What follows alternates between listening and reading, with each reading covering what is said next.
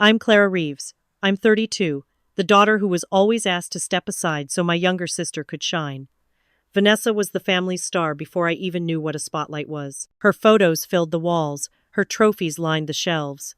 Mine were hidden in boxes in the attic. Our mother, Margaret, never corrected it, she fueled it, treating me like the helper and Vanessa like the heir. But that Thanksgiving night, something changed. Vanessa didn't just tease me, she staged my fall, shoved me into her stilettos, and laughed while the room recorded my humiliation. By morning, the clip had spread beyond our walls. My collapse turned into content for strangers. Ever been turned into the punchline of your own family?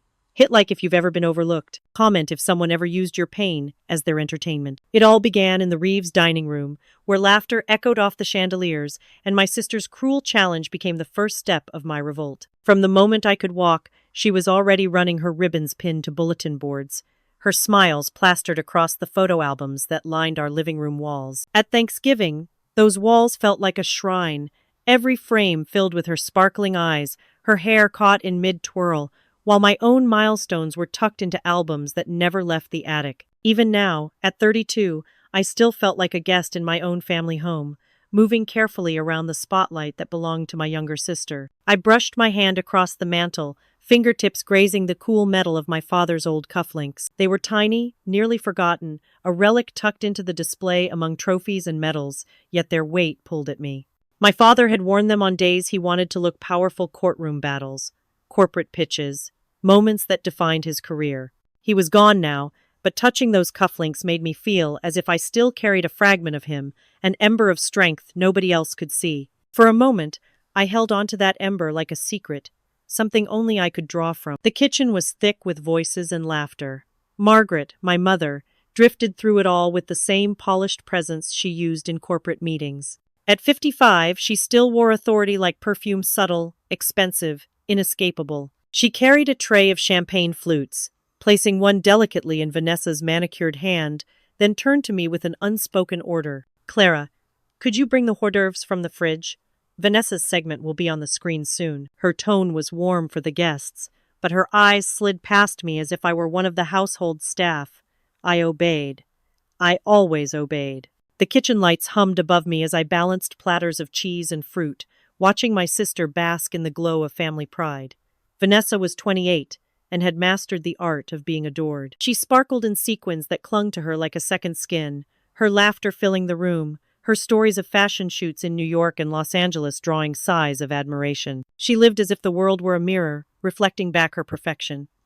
I lived in the shadows of that mirror, silent, carrying trays. "Careful with those heels, Clara," Vanessa called, eyeing the sensible pumps on my feet. "They're not exactly runway material." Her smile was syrupy, just sweet enough to fool the relatives gathered around her. Then she tilted her phone, scrolling through a stream of videos. "Have you heard of the Stiletto challenge? It's all over TikTok. Women running in heels, glamorous and hilarious, depending on who you ask." Her eyes gleamed as they flicked up to me. "Maybe you should try it tonight. Show us what you've got." A few cousins chuckled, nudging each other. They had always been her audience, laughing when she teased me, clapping when she performed. My mother looked amused, sipping her drink. No one came to my defense. No one suggested she stop. My throat tightened as I placed the platter down, careful not to let my hands shake. I wanted to say no, to refuse her game, but the air pressed against me like an invisible hand. Every eye in the room was waiting for my reaction. Memories stung like salt. When I had won the regional debate competition at 16, Vanessa had been photographed twirling on stage in her dance recital.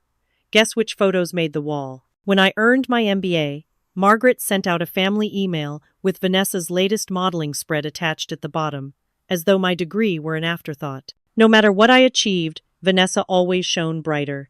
Tonight was no different. I forced a smile, my lips dry. "Fine." Later tonight, I heard myself say, my voice brittle with something between defiance and surrender.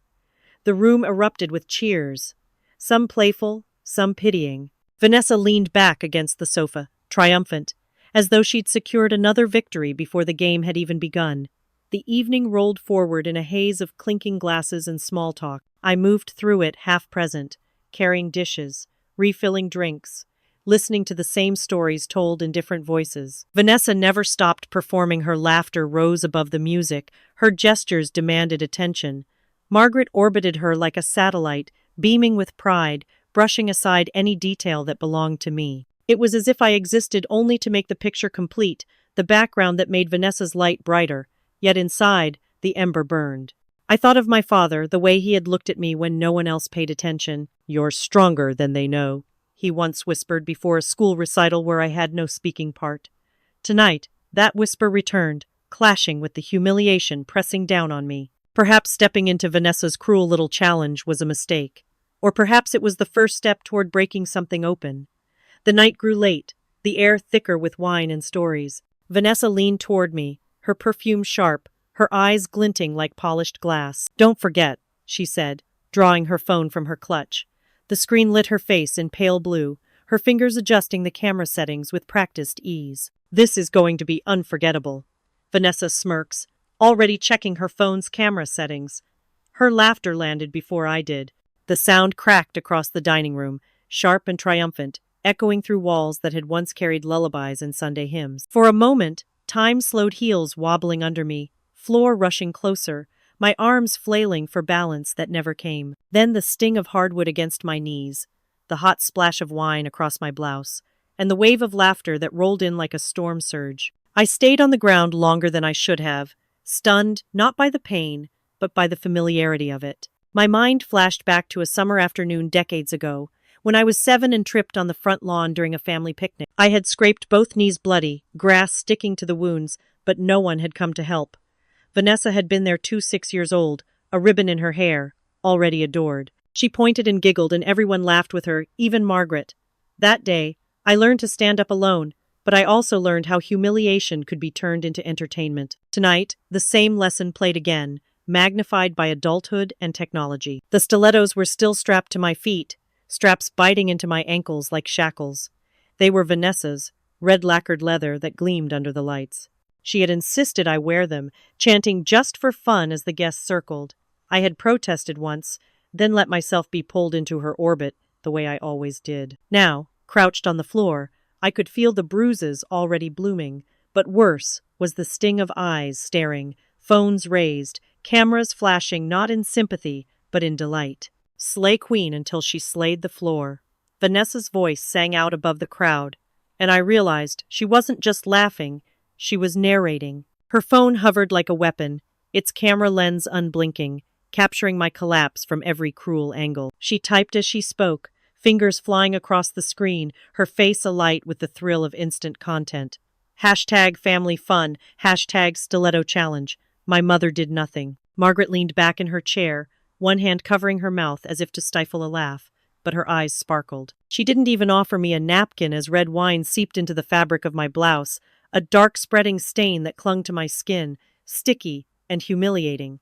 I could smell it, sweet, sharp, embarrassing. The guests' relatives, neighbors, friends burst into applause, hoots and whistles filling the room like cruel applause for a circus act. No one asked if I was hurt. No one pulled me up. Heat rushed to my face, more scalding than the wine. I pushed myself upright, wobbling again on the impossible heels, fingers trembling as I brushed hair from my eyes. "It's fine," I muttered, though my voice cracked. The words felt small, pathetic, but they were all I had in that moment. Every eye lingered, savoring the spectacle. The room seemed to expand and contract, laughter bouncing off walls lined with Vanessa's photos, her prom night, her pageants, her magazine spreads. My disgrace only added to her gallery. A couple of cousins whispered into their phones, and I knew what was happening. Messages flying, videos uploading, my name becoming a joke in group chats where I'd never been welcome. Then the vibrations started, buzz after buzz, Vanessa's phone lighting up, her screen a waterfall of notifications. She grinned, holding it up for all to see. "They love it already," she announced, and the guests leaned in, eager to glimpse the emojis flooding and crying, laughing faces, flame icons, hashtags, multiplying like sparks in dry grass. The sound of those notifications, relentless and gleeful, hammered harder than the fall itself. In seconds, my humiliation had leapt beyond this room, into feeds and timelines, carried by the cruel momentum of social media.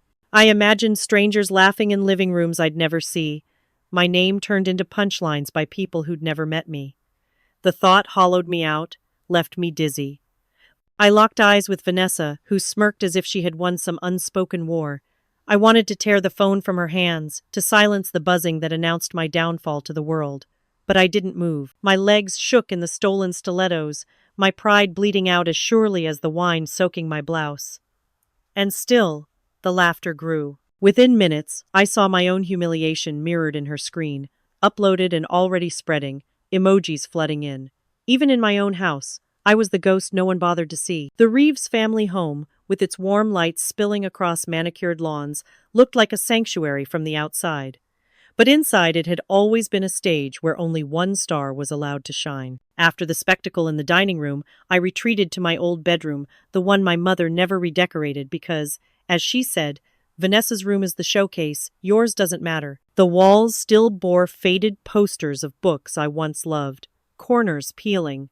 While down the hall, Vanessa's room had been repainted twice, furnished with modern touches as if she were royalty. I kicked off the stilettos and sat heavily on the narrow bed, the springs squeaking with the same tired sound from my teenage years. My blouse was still damp, red wine dried stiff against the fabric.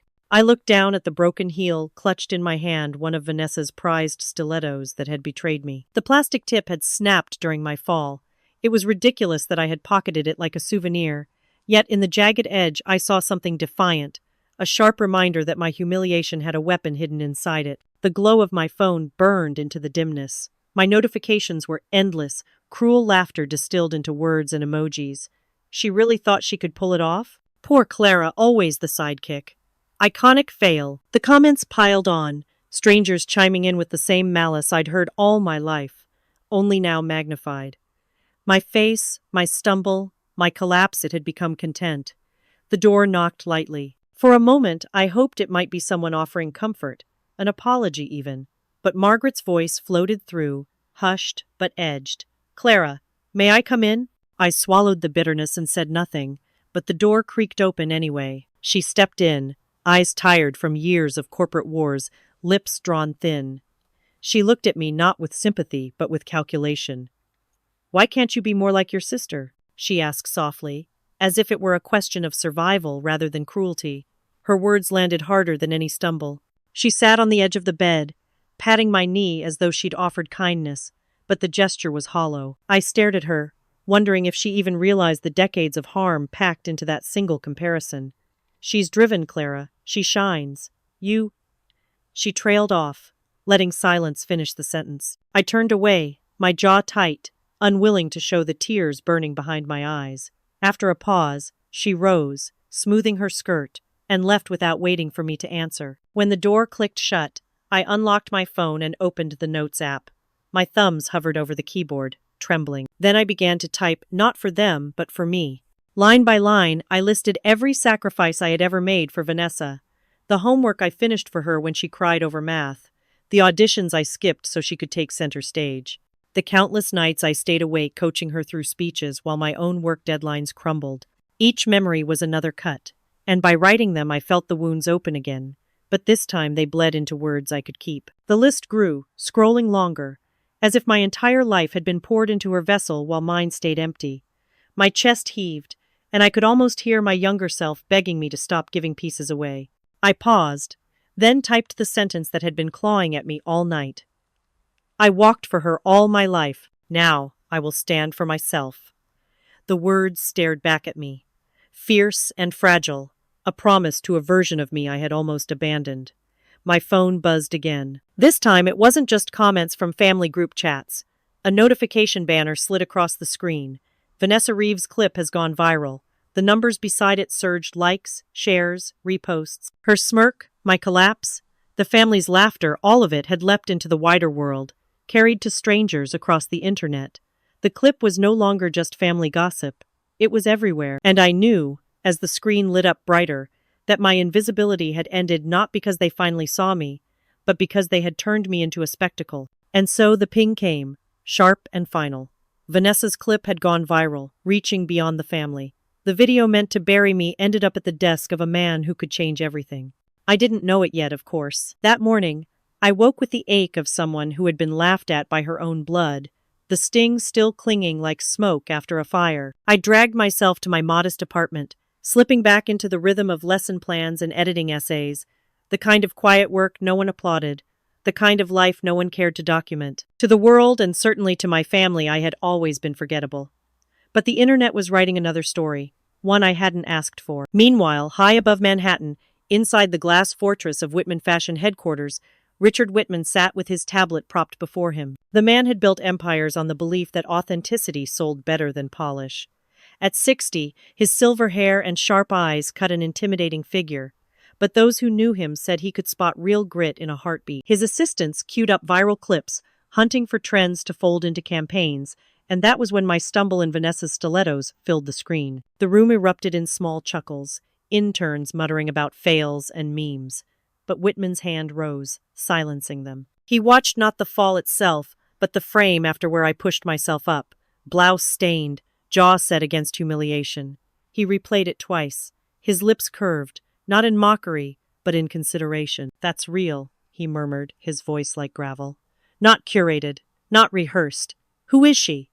Margaret Reeves happened to be on a call that same morning, her nerves already frayed. She had long cultivated an image of control, managing teams, raising Vanessa as her showpiece daughter, shielding her from failure. When word reached her that Whitman Fashion was seeking a new face for their upcoming campaign, she nearly exhaled in relief. This was perfect. Vanessa had been angling for an entry into fashion for months.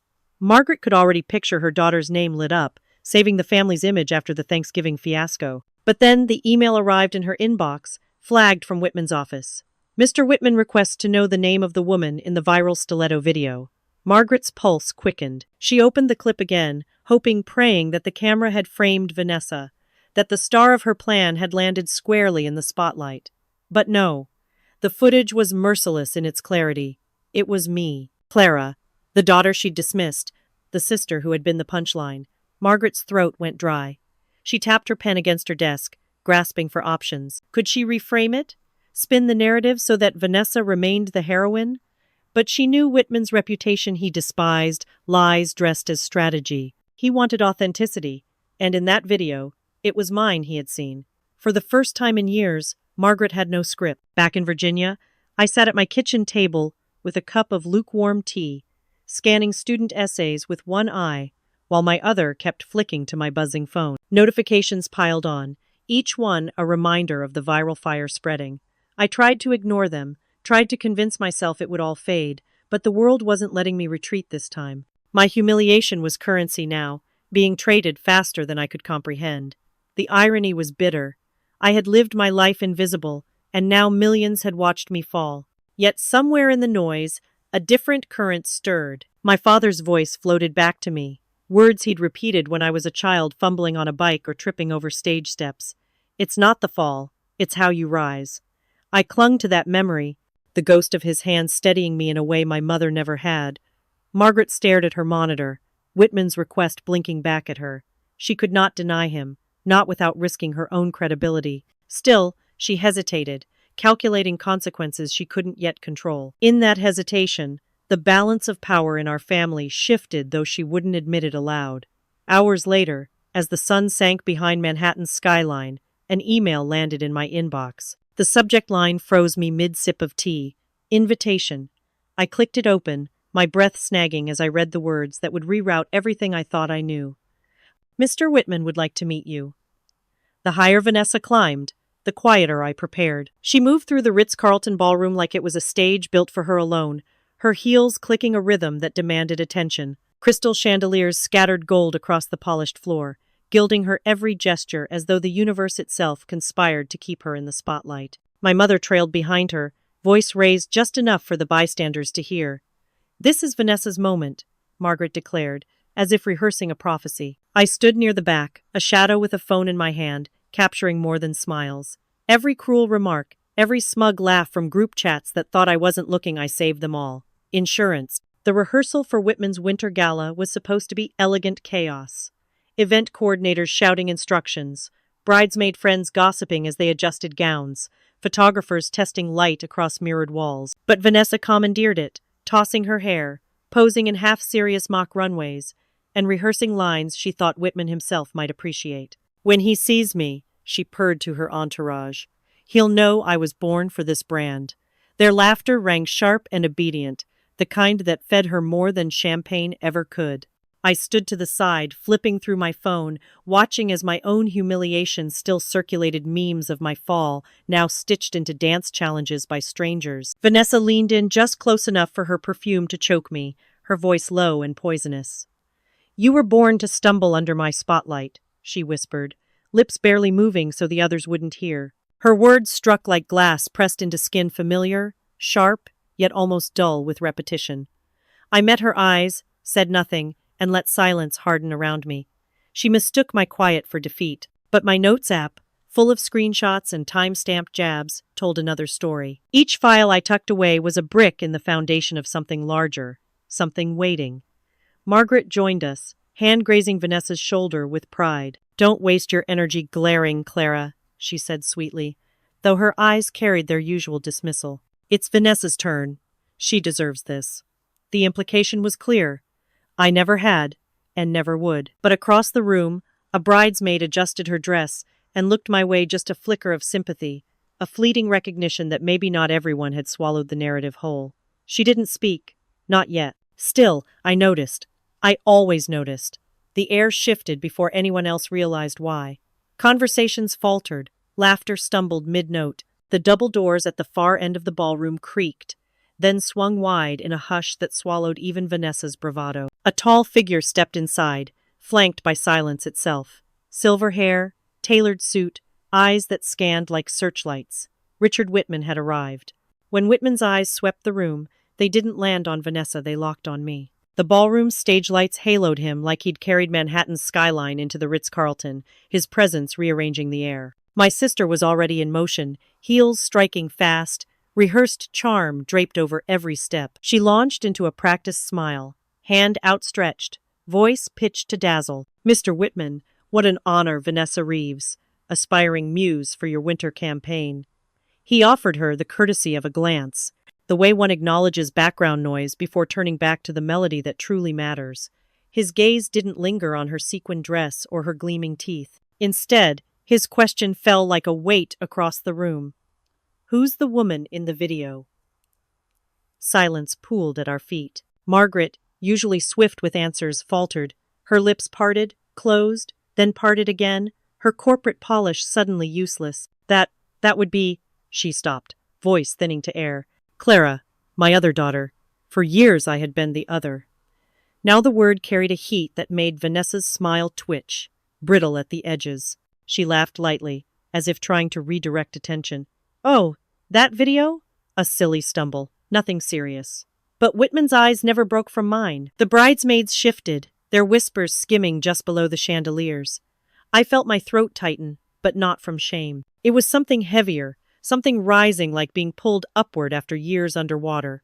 Whitman closed the distance. His steps were deliberate, each one cutting through Vanessa's protests, through Margaret's strained composure, until he stood before me. His voice carried none of the glibness of society parties, none of the falseness that soaked every word from my family. It was raw, distilled truth. Falling is nothing. Rising is everything. The words landed deeper than I expected, not as consolation but as recognition. I wasn't the mistake frozen on camera. I was the act of standing again. For the first time, someone saw not my stumble but my recovery. Behind him, Vanessa's laugh cracked like glass under pressure. She gripped her champagne flute so tightly, I thought it might shatter, the liquid trembling with her knuckles. Her smile froze in place, but her eyes betrayed her sharp, cornered, desperate to reclaim a spotlight that had already shifted. That night, my sister looked at me not like blood, but like a rival. The ballroom's glamour had dissolved into back corridors and narrow dressing room hallways lit by fluorescent strips that hummed as if they, too, were restless. The warmth of Whitman's words still lingered on me, but the air shifted when Vanessa appeared at the far end of the corridor. Her heels echoed against the tiled floor, each strike sharper than the last. She moved with the urgency of someone chasing down her stolen crown. Her eyes locked on me, the gleam of envy unmistakable. I braced myself, memories colliding, her tearing my sixth-grade art project minutes before the school showcase, the hollow praise she soaked up while I picked up the pieces. That same hunger was in her now, sharpened by years of indulgence. Don't think one glance means you matter, she spat, closing the distance. Her perfume was cloying, but her tone more bitter than sweet. I steadied my breath, refusing to shrink. The fluorescent light cast unforgiving shadows across both our faces, erasing illusions. I met her stare head-on. Spotlights shift faster than you imagine, I said, my voice lower than hers but steadier, iron tucked into every syllable. The words startled even me, an answer I would never have dared a year ago, or even yesterday. For a second, Vanessa faltered, her carefully arranged smile crumbling into a sneer. What neither of us realized was that one of the bridesmaids lingered just around the corner, her phone angled discreetly. She had been invisible to us, just like I so often had been, but now the roles reversed. She caught every syllable, every vibration of venom, every crack of rebellion between sisters. Vanessa's breath grew harsher, her hands clenched so tight her knuckles gleamed white. You think you're clever, she hissed. You think because some old man saw something in you, suddenly you're worth more? I think, I replied, not breaking eye contact, that maybe it's time you realize the world doesn't orbit around you. Her eyes flashed. That was the first strike, the first time I had spoken without bowing my head. For a heartbeat the silence thickened, like the pause before glass shatters. Then she snapped. Vanessa turned on her heel so sharply the hallway seemed to jolt with her. The bridesmaid ducked further back, pressing her lips shut but not stopping her recording. As Vanessa stormed off, her voice slithered back toward me, a promise wrapped in venom. I'll make sure you regret this. When I stopped bowing, she started scheming. That much I could feel in the weight of Vanessa's hand as it looped around my arm, her smile polished like crystal yet colder than the skyline glittering behind her. The rooftop bar shimmered with chandeliers suspended from white canopies, violins tracing the hum of conversation, champagne bubbling in tall flutes. Manhattan stretched endlessly below, but the real battlefield was up here, where silk gowns and sharp tuxedos moved like pieces on an invisible chessboard. Margaret hovered nearby, laughing too brightly, eager to tether herself to every cluster of power that passed. Richard Whitman stood in the distance, framed by a half-circle of admirers, his eyes assessing everything even when he said nothing. I was content to stay in the quiet corners, breathing in the cold December air, until Vanessa's arm tightened. Clara, she purred, tilting her glass toward mine. Let's toast. Sisters should always celebrate together. Her tone was coated in sugar, but the jaggedness beneath it cut through. I hesitated, Margaret's old warning clawing up from memory. Don't make your sister look bad. That mantra had chained me for decades, and here it was again, dangling like a commandment. My pulse tapped fast, but I raised my glass. The instant our flutes clinked, Vanessa leaned in too close. A splash of champagne streaked down my sleeve, sticky and cold, the laughter of nearby guests catching like sparks. At the same time, she pressed against me just enough that my heel shifted loosened, as if someone had tampered with the strap. The world tilted for a heartbeat, and I felt the pull of gravity begging me to crash again. Panic surged hot, but I forced my core steady, caught balance on the edge of the marble step, and refused to give her the satisfaction. My body trembled with the memory of Thanksgiving, the fall, the cruel laughter, the endless emojis, but tonight was different. Tonight I would not crumble. I straightened, peeled the champagne-soaked fabric from my skin, and forced my voice steady. Sorry to disappoint, I'm still standing. The words came sharper than glass, slicing the tension between us. Vanessa's smile faltered, her eyes narrowing into slits. But before she could mask the fury, a burst of white light blinded both of us. A paparazzi camera flashed, capturing the exact moment. Her smirk breaking, me upright, unshaken, framed not as a victim but as someone who had endured. The hum of conversation shifted, subtle yet unmistakable. They hadn't seen us stumble. They had seen defiance. And the night air, once heavy with Vanessa's control, felt just a little lighter as the flash burned into memory. Sometimes silence speaks louder than shouting. The corridor outside the rooftop bar was dimmer, stripped of chandeliers and glitter, reduced to patterned carpet muffling footsteps, and sconces casting uneven light. My ears still rang faintly from the music, but here it was only Margaret's sharp voice cutting through the hush. She stormed toward me, heels clicking like accusations. "Clara, what on earth do you think you're doing?" Her hands were fists around her clutch. "Stop provoking, Vanessa! You know how fragile appearances are. You're jeopardizing everything." The familiar reprimand slid over me like an old coat, one I'd finally outgrown. I could almost hear my father's voice layered beneath hers. Not scolding, but steady. Silence can cut deeper than rage. He'd said it years ago during a storm of sibling rivalry when I was learning the power of restraint. Tonight, it returned with clarity. I let Margaret's anger hang in the air. When I did answer, it wasn't sharp, it wasn't desperate. It was measured, cool enough to chill the space between us. She humiliates herself. I only stand. Her mouth opened as if to lash again, but the words died. She wasn't used to me holding ground without venom, without collapse. My calmness unsettled her more than any shouting ever could. She blinked, grip faltering on her clutch, as if she didn't recognize the daughter in front of her. Unbeknownst to her, Richard Whitman had stepped quietly from the shadows of the corridor. His tall frame leaned against the wall, posture casual, but his eyes, those watchful, discerning eyes, missed nothing. He had seen Vanessa's champagne trick. He had seen me hold steady, and now he watched Margaret unravel in front of me. I felt his gaze, but I didn't look his way.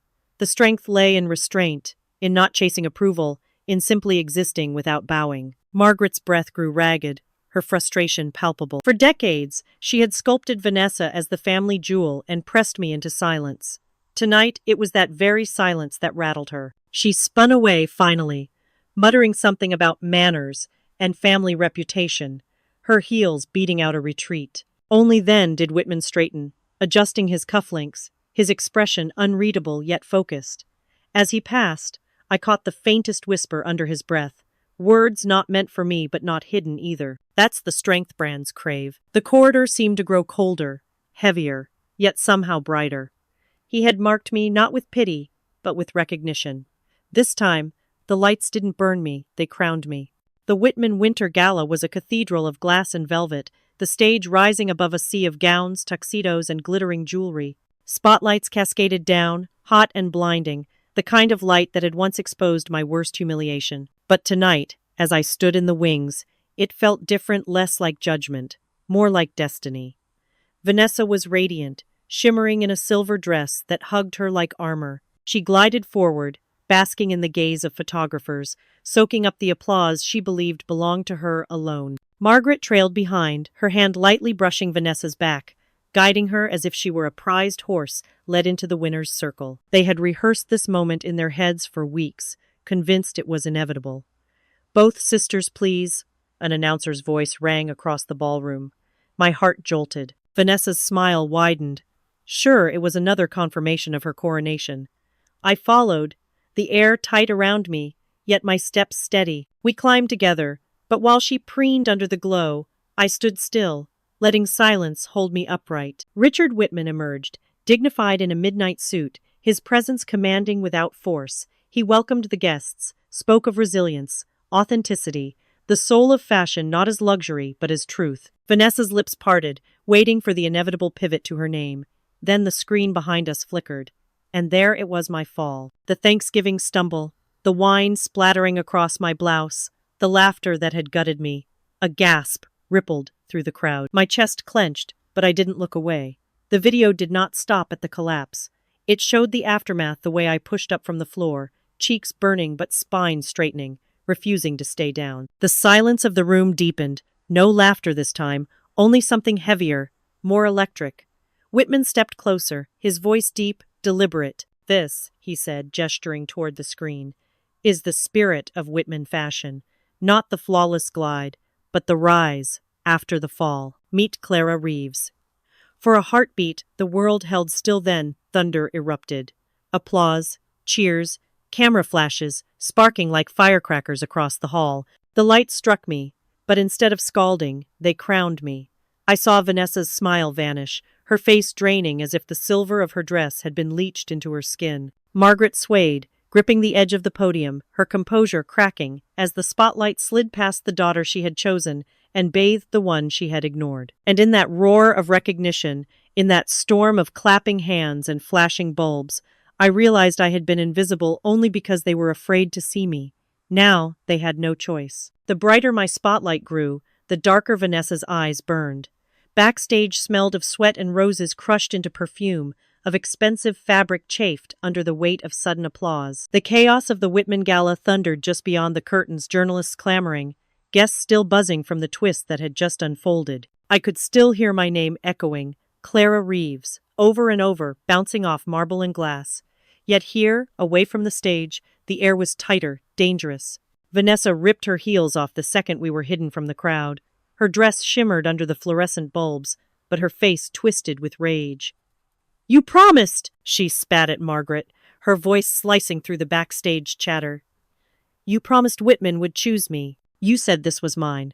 Margaret's expression cracked, thin lines of panic surfacing beneath her corporate polish.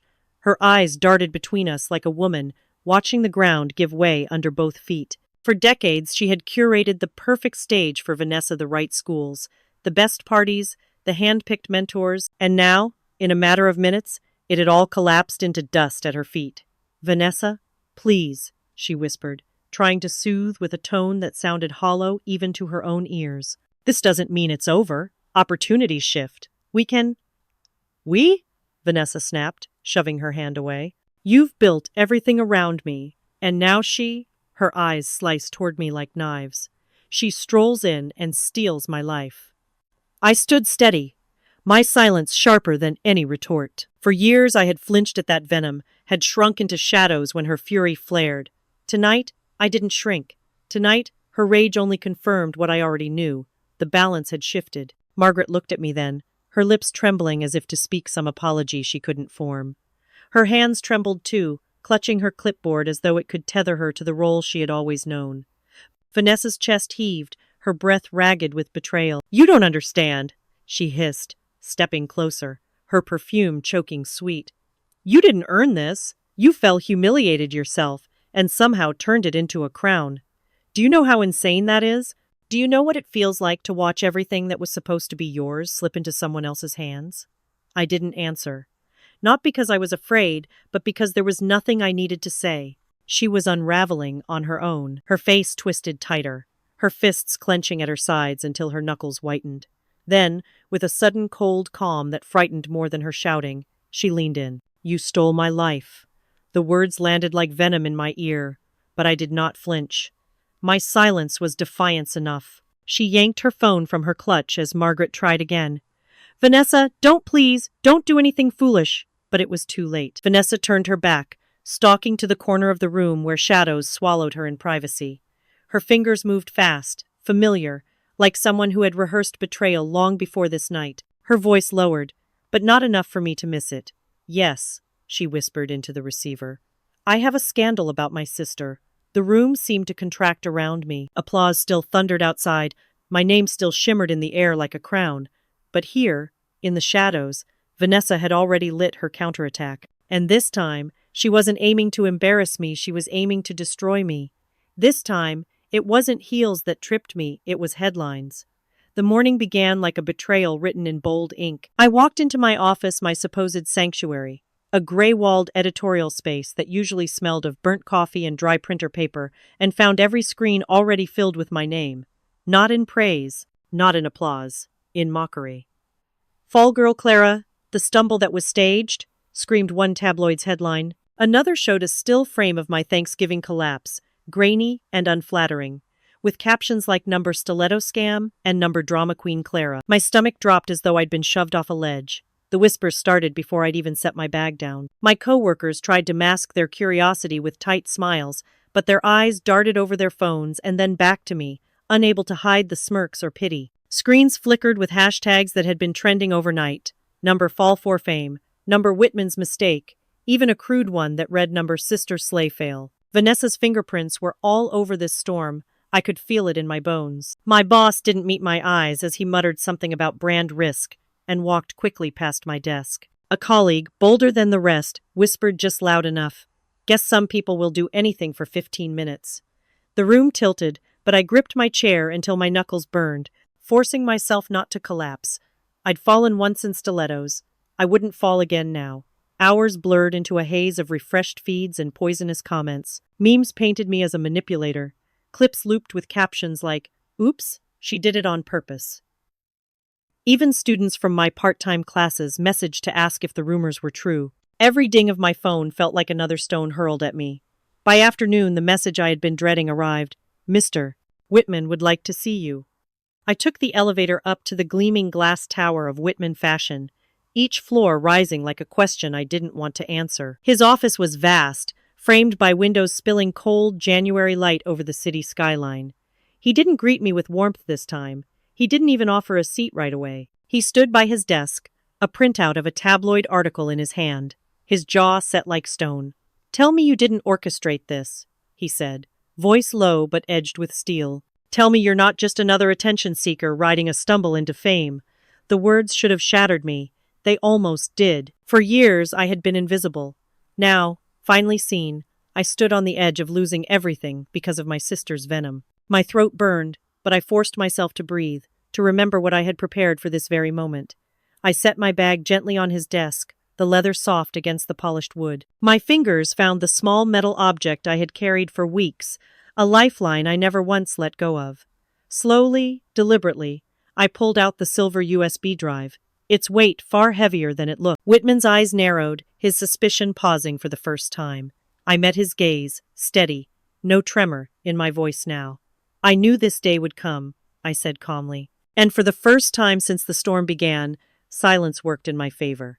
When the truth played on screen, silence hit harder than applause. The press conference hall at Whitman Fashion's headquarters was a cavern of polished marble and flashing bulbs. Reporters filled every seat, their pens tapping and cameras already raised, ready to crown or crucify. The winter air outside clung to the windows, but inside the atmosphere burned with expectation. Richard Whitman stood at the podium, his presence commanding, his silver hair gleaming under the lights. To his right was Vanessa, flawless as always, chin tilted, confidence lacquered onto her like her perfect red nails. And then there was me, heart pounding but steady, the USB drive already delivered into Whitman's hand. The screens behind us flickered to life. At first, it replayed the viral moment, the stumble, my near fall, my awkward scramble to my feet, eliciting a rustle of amusement from the audience. Vanessa smirked, already whispering to Margaret at her side. But then, seamlessly, the video cut to another angle, grainier, clearly shot in secret. A new room appeared, the dressing room hallway after rehearsal. Harsh fluorescent light, Vanessa's voice sharp as glass. "Don't think one glance means you matter." The sound of my own reply followed. Spotlights shift faster than you imagine. And then, the damning part, the bridesmaid's camera shaking slightly, as it captured Vanessa storming away, muttering, "I'll make sure you regret this." The reporter's laughter cut off mid-breath. A silence rippled through the hall. Vanessa's face drained of color, her painted confidence cracking in real time. Margaret shifted in her seat, her hands tightening around her handbag. Whitman's team cued the next clip, this time from the rooftop cocktail party. Vanessa leaning close with a syrupy smile, a toast raised, then the sudden accident, the drink spilling, the heel loosened. My near stumble caught on camera, but now it was clear. Her hand had brushed my ankle at just the wrong moment. And then, just as damning, my words, "Sorry to disappoint, I'm still standing." Gasps erupted. Pens scratched furiously. Reporters leaned forward like sharks who had just smelled blood. And then the final blow, the bridesmaid herself stood from the crowd, her phone raised, her voice steady despite the weight of the moment. "I recorded it. I saw Vanessa plan the whole thing." She laughed afterward, said she wanted Clara humiliated again.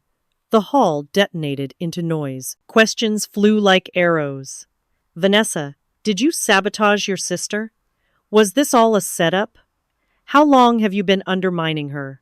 I stepped to the podium, the lights blazing down, the weight of every year of silence pressing against me and finally breaking. My voice didn't shake. It carried, sharp and deliberate, cutting through the chaos. "Falling isn't shameful. We all fall. But pushing others down just to stand taller, that's the real disgrace." The room went utterly still, the kind of silence that doesn't weaken but reverberates. I could feel it settle into the bones of every person present. For the first time, I wasn't invisible. I was undeniable. Vanessa broke. The cameras caught everything, the tears cutting through her foundation, mascara streaming black rivers down her face as flashbulbs exploded. Her hands trembled, clawing for her phone as though it could shield her from the truth, now etched into every headline. And as the lights blinded her, as the weight of her own schemes crushed down, I stood straighter, breathing evenly. Because this time, the world wasn't laughing at me. It was looking at her. For the first time, my mother didn't defend her golden child. The kitchen smelled of roasted chicken and thyme, but it was only a memory of warmth, not a reality. The table was set for two, though it had always been a stage for Vanessa's performances, her laughter, her declarations, her victories laid out like centerpieces. Tonight, it was different. The silence was heavy, oppressive, as if the walls themselves had grown tired of hearing my mother praise one daughter while ignoring the other. Margaret sat at the far end, her back straight, her blouse ironed crisp as ever, but her hands betrayed her trembling, fingers lacing and unlacing around the handle of her teacup. She didn't look at me right away. Instead, she looked at the floor, the ceiling, anywhere but my face, as if seeing me clearly would undo decades of carefully curated blindness. Finally, she spoke. Her voice, once commanding, cracked. "Clara, I owe you something I should have said years ago. I'm sorry." The word startled me more than the scandal itself. My mother had never apologized for anything, not for missed birthdays, not for the countless times she reminded me to be more like your sister. Yet now, her voice carried the weight of confession. "I pushed Vanessa because I thought—" She stopped, breathing heavily, her throat tightening. "I thought she was the one who could secure my position with Whitman. I wanted her brilliance to reflect on me. Every smile I gave her, every chance I denied you, it wasn't because you lacked worth. It was because I was too afraid to back the daughter who didn't play the part I needed." Her words hung between us like broken glass, sharp and glittering. My chest tightened, not with anger, but with an old ache. I remembered chapter 3 of my life all too vividly, her knocking gently at my bedroom door, whispering, "Why can't you be more like your sister?" I had carried that sentence like a chain around my neck for decades. Now, across the kitchen table, Margaret's eyes filled with tears she had denied herself for years. "I failed you," she whispered. "I should have seen you. I should have stood for you. Instead, I made you invisible." I didn't rush to forgive her. I didn't rush to wound her either. I let the silence stretch, the hum of the refrigerator the only sound filling the void. My hand rested on the folder in front of me, my contract with Whitman, crisp pages that represented everything I had claimed on my own. When I finally spoke, my voice was steady, but my heart shook. "Strength doesn't mean I never needed you." Her tears spilled then, heavy and unrestrained, carving lines down her face. She covered her mouth as though the force of grief might split her open. For decades she had protected Vanessa, excused her cruelty, blinded herself to the harm done to me, all for ambition, for leverage. Now she sat weeping, stripped of all pretense, a mother with no golden child left to defend. I rose quietly, the chair scraping against the tiled floor. I slid the contract folder into my bag, the sound of paper crisp and final. She reached out a trembling hand, but I didn't take it. Not yet. As I walked to the door, the silence pressed down again, thicker than before. Behind me, my mother's sobs broke the air, her shoulders shaking as she buried her face in her hands. She sat alone at the table where Vanessa once reigned, where she once told me I was never enough. This time, I left without asking for permission, without waiting for acknowledgement. I stepped out into the night carrying not just my folder, but a new truth. I had never needed her approval to rise. And as the door clicked shut, she remained at the table, weeping, while I moved forward, unburdened. This time, I walked not to prove I could rise, but because I no longer feared the fall. The runway stretched before me like a polished river of light, lined with cameras, reporters, and faces I once believed would never turn my way. The hall was a cathedral of fashion, towering arches of glass and steel, chandeliers shimmering like constellations suspended over the crowd. It was spring 2024, the official launch of Whitman Fashion's newest campaign. But for me, it was something greater. It was the first stage I had ever chosen for myself. The music swelled, low and commanding, like the pulse of a heart that had waited too long. In the wings, I stood in stilettos that glittered with each tilt of the spotlight. I had once stumbled in shoes like these, collapsing to the sound of laughter and phone cameras. Tonight, those same symbols of fragility gleamed like armor. Richard Whitman's voice echoed across the venue, smooth yet thunderous. "Ladies and gentlemen, what you are about to see is not perfection. It is perseverance. It is resilience. It is the spirit that rises after the fall. I give you, Clara Reeves." The applause began before I even stepped forward. It rolled like a wave, not polite or perfunctory, but alive, as though they too understood what it meant to be dismissed, mocked, doubted, and to stand again anyway. My chest tightened, not from fear, but from the sheer weight of the moment. I moved. The first step was deliberate, a declaration. The second was smoother, lighter. By the third, I wasn't counting anymore, I was living. The runway lights didn't scorch me as they once had. They crowned me. My reflection glinted back from polished panels, a woman who no longer lived in her sister's shadow but carried her own fire. Out of the corner of my eye, I caught a flicker of motion. Vanessa, pressed into the background near the crowd, her eyes hollow with disbelief. Once she had recorded my humiliation for sport, now she watched as cameras turned away from her entirely. My mother was nowhere near the stage, but her silence still echoed in me, less heavy now, less binding. Halfway down the runway, I paused, just long enough to let the cameras catch the strength in my posture, the certainty in my eyes. My voice, carried by the microphone Whitman had pressed into my hand earlier, cut across the applause. "Justice may come late," I said, the words resonant, firm, but it never misses its step. The hall erupted, a thunderclap of clapping hands, stamping feet, shouts of approval. The sound wasn't just for me, it was for everyone who had ever fallen and feared they'd never stand again. It was for every overlooked voice, every quiet resilience that finally demanded recognition. I took the last steps to the end of the runway, lifted my chin, and looked directly into the flood of cameras. My heels caught the light, sending sharp flashes outward like sparks. Once, they had been a cage. Now, they were my crown. I didn't smile. I didn't need to. My silence, my poise, my presence, those were my triumph. The applause swelled higher, a living tide carrying me into the future I had built step by step. And as the lights blazed hotter, I locked eyes with the crowd, heels gleaming, the final image not of survival, but of victory. Betrayal had once silenced her, but by the end, truth and courage had turned the stage into her battlefield and her crown. Justice came not in haste, but in steady steps that revealed lies, dismantled cruelty, and restored balance. When injustice is met with unwavering resolve, its defeat becomes inevitable, echoing louder than applause. Sometimes it takes only one fearless walk to remind the world that no one can stand forever on borrowed light. If this story resonated with you, please like, share, subscribe, and leave your thoughts. Comment 1 if you felt the same fire of justice, or 2 if you believe the tale still left something unsaid.